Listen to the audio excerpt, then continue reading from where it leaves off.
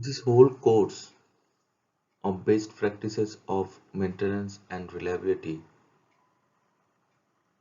have two major topics. One is maintenance and another is reliability.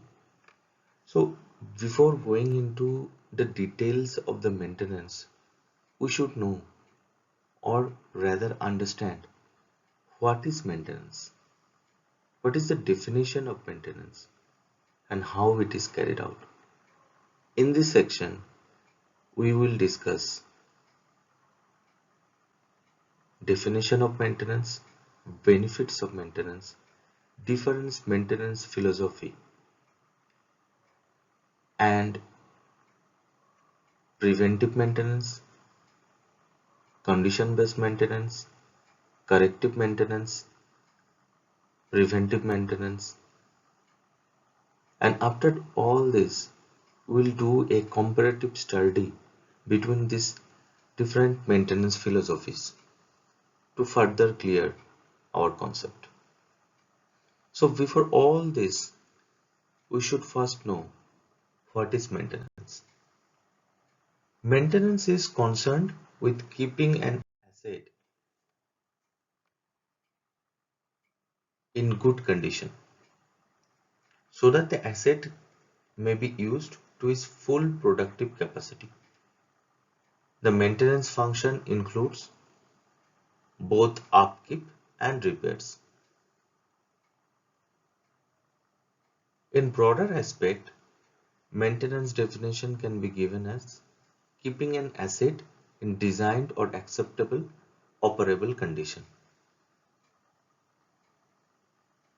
It has three components. Number one, keeping an asset in acceptable and operable condition. Number two, keep from losing partial or full capabilities. And third is preserve and protect. So from this definition, it is clear that maintenance includes tasks performed to prevent failures and also to restore the asset in original condition. However, there is a new thought or new paradigm of maintenance which is related to capacity assurance. So what is capacity assurance? I want to explain it by giving you an example. Suppose you have a production unit and there is a machine in the production unit which is designed to operate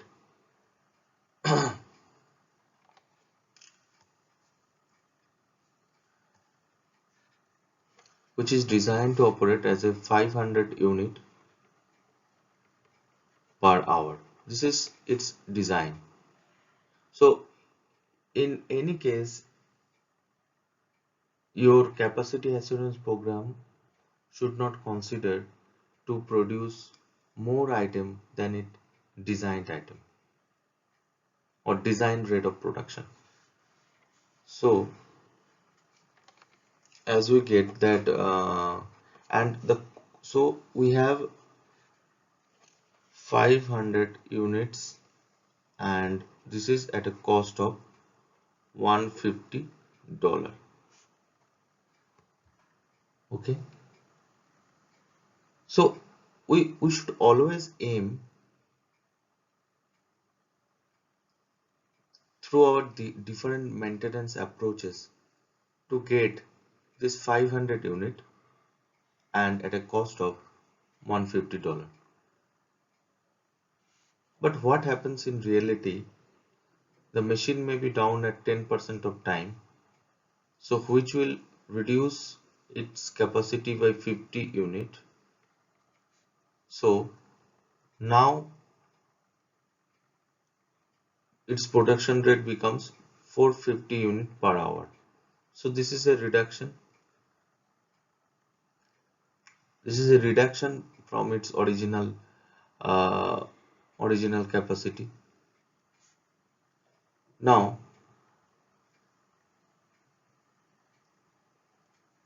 there may be cases that we can decrease that maintenance time by 5%.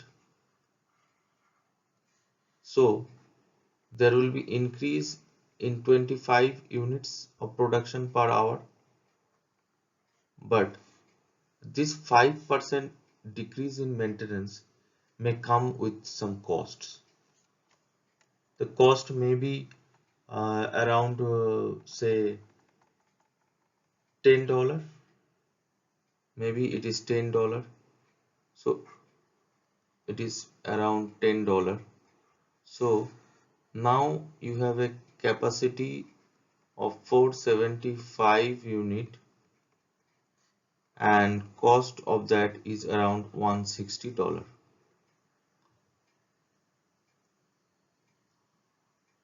So you can see that by increasing maintenance cost to a slight amount, we can increase the production.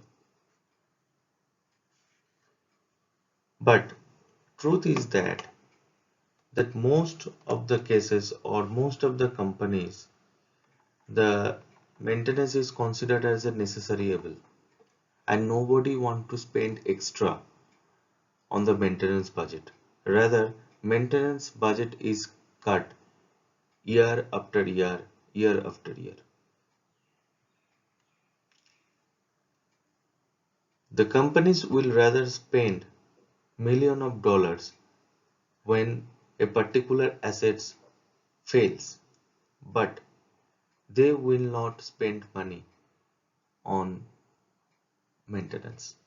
But things are moving slowly in the positive directions, and maintenance is slowly coming from the back room to the boardroom, and people are finding maintenance functions useful and beneficial. So onus is on the maintenance professionals to make it more effective and more attractive to the management and to the corporate world, and adding more and more value to it.